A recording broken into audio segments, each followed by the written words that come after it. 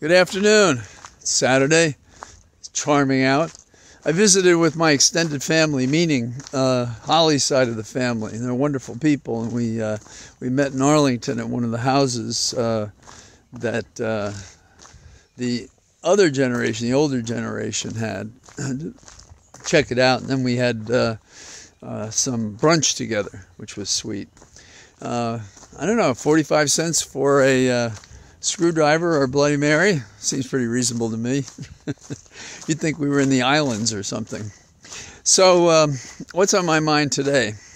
Well, I have a recommendation. Those of you who get Vanity Fair may have already seen it, but there's a great article about the Murdoch family, which sort of reminds you of King Lear in a way, and how Murdoch, as king, has his courtiers about him. And he has his two sons, James and Lachlan, vying for a position to be the successor to Murdoch.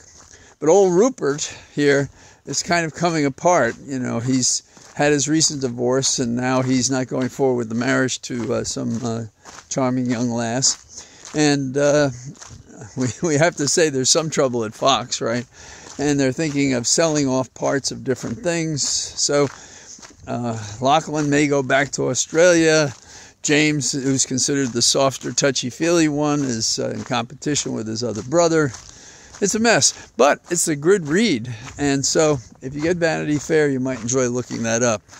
The more serious news involves Alito, who thinks he knows who leaked his opinion, other than himself, or Thomas. I mean, who are the candidates? Or Ginny? I mean, but he knows, he can't give us the name, but he knows somehow. He just sort of puts his arm up in the air and he can feel the electrons go through him, and at the end he goes, I know, it was a person who was a liberal. And in a recent article in the Post, it also talks about how he thinks that whoever released it was putting them all in danger of life and death. Alito is got no business being on the court. None. Not for an opinion that overrode 50 years of settled law that he had sworn was settled precedent that he wouldn't change, as well as several of the other blackguards on the Supreme Court. Bad stuff. The debate over the debt, are we going to shut down the government? Well, if the crazies on the Republican side have their way, they're going to try, because they think there should be spending cuts, which are a budgetary item that has to do with the debt, which is behind us. In other words, there's no bill that can change the debt. The debt is due, and we have to raise the level so that we can legally meet our obligations. Now, they know this, but they figure America doesn't. And if America doesn't, if there's, those guys are cheating you and stuff like that, people get very excited, like it matters. And what do you think they want to cut? They want to cut the social programs. You know, Johnny doesn't have to know how to read or get medicine or be fed good food or to have an education or to be respected for whom he is, and you could just keep going down the list. And then you veterans, you know, you just whine, you know, we don't want to give you money. And this Social Security, Medicaid thing, you know, Medicare, I don't know about all that stuff. That's what's at stake. That's what these guys target. Why? Because it's more money we can give back to Wall Street. Fewer taxes so that those people can go and rape, starve, and pillage others. Okay, so that was a little, what are they saying these days? Slight exaggeration, but not terrible when you consider what Republicans are prepared to do. Now, but Alito thinks he knows. And by the measure of logic, if that's how he thinks, why do we think he thinks any better about the law? He just says it. He invokes it. And then he figures that's it. That's the way it is. We got the numbers. And numbers are not how you write law. Numbers are how you abuse the prerogatives you have as a lifetime appointee to find the law based on prior laws, statute, and all sorts of construction rules by which you're guided to determine what should happen in this specific case and to decide this case and not to overturn the law as to 20 other subject matters. So, and there's another interesting story today. You know, some people are upset about stem cell research, which can help with cellular structure. And one of the things that I didn't know about, and knock on wood, I haven't had a heart attack, but I have known people who have. And apparently, you can lose 1/4 of the billion cells that provide your heart to go thump-a-thump, thump-a-thump, thump-a-thump, all the days of your life until not. Now, the interesting thing is that if you have a problem with your heart when you're younger, the cells apparently can be renewed, rejuvenated. But as you get older, not so. And they have some pretty dramatic medical research of how they may be able to adjust the cells so they can rebuild them so that the chance of a second heart instance may not savage you, may not bring you to the end of your life. So that's pretty interesting.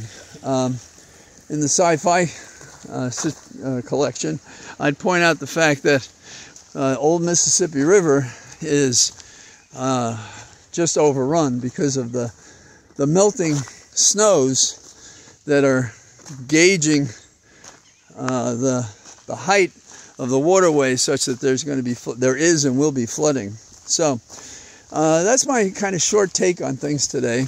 The feeling I had getting around today and just being sociable is it's interesting to talk to how people, when you're relaxing, navigate their way through life. You know, you had a bike, it didn't have a crossbar. Then you got a bike, it did have a crossbar, that's not comfortable. You find it harder to go up a hill, so you get one that has a little motor so you can do that. Other people take more time resting. They listen to less news because it's upsetting these days, and on and on.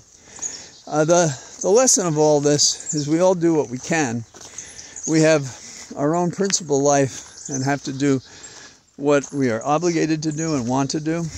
But we have to keep aware of the fact that our entire lifestyle is at risk by politicians who don't give a damn about our rights and our welfare, and who have reduced the equation of what is political to what is economic for Wall Street. That is the Republicans, who are not in control but powerful and mounting an assault to take over the government.